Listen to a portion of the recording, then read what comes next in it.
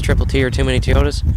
So, I think it's finally actually springtime this time in Michigan here, so all the summer cars are coming out of hibernation slightly. So, okay, so I don't know if I've mentioned these cars on the channel before, but the first one is this 1987 Celica GT convertible, and this was actually my very first car. This is the one I drove when I first got my license back in, was it like 2015?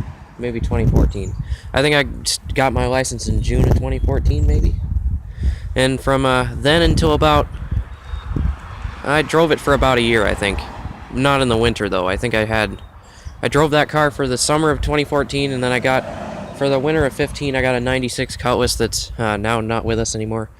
And then from there, I got my Camry after the next summer, I believe.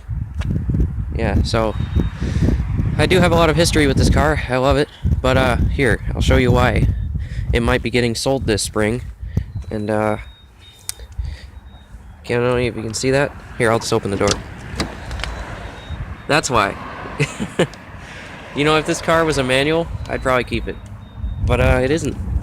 4-speed auto. But yeah, it's got 130,000 miles on it. It's in really nice shape. Needs to get some body work done. Oh yeah, the hood's open, that's why it's off like that. It's slightly open because I had to get the battery out of it. But yeah, on May 31st, 2015, my brother crashed it into the back of an Oldsmobile, and then we've been wanting, this is a replacement fender and a replacement hood.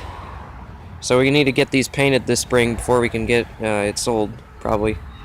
And also, this headlight doesn't go all the way down now because of the way we put the bracket in down there. So we gotta take this off and make sure that headlight goes all the way down. But it still runs and drives and everything, and we pulled the frame back out. So yeah, and of course with all the Celicas, the front lip down there is like totally screwed. Just from, we didn't even do that, it's just been that way. Still got the original cassette player in there and everything. I love that cassette player. It's got the digital readouts on it. It's from a Supra. Well, it could have been in a Supra. I think it either was put in later or it's just a really high trim radio for this car. Anyway, so the next car we got is our 1989 Nissan Pulsar. I like to call it the Datsun, only because just my dad's got a lot of Datsuns. You can see the 280Z back there. I don't know if you can see it or not. But, yeah, so I just call it the Datsun Pulsar, but who cares? It's just kind of a misnomer. The previous gen was called the Datsun. But, anyway, it's got 106,000 miles. I found it for $500 on downtown Craigslist. And, I put brakes on it, all four. And then, just an engine tune-up, spark plug wires, distributor cap, everything. So now it runs great. I actually autocrossed it last summer. And, yeah, it did actually, I have a pretty impressive kills list for it. Most notably a 13 Focus ST and an Infiniti G35. So, yeah, it's really light. It's got a 1.6 single overhead cam engine. Nothing to write home about. Probably about 80 horsepower, but in a car this light and this agile, it's really fast. I love it. And this one actually does have a 5-speed, so I might even register this car this summer so I can do some work on my wagon and all my other Camrys and Toyotas and things. I can get in a little bit of Nissan action. I'm not a Toyota fanboy. I just happen to own a lot of them.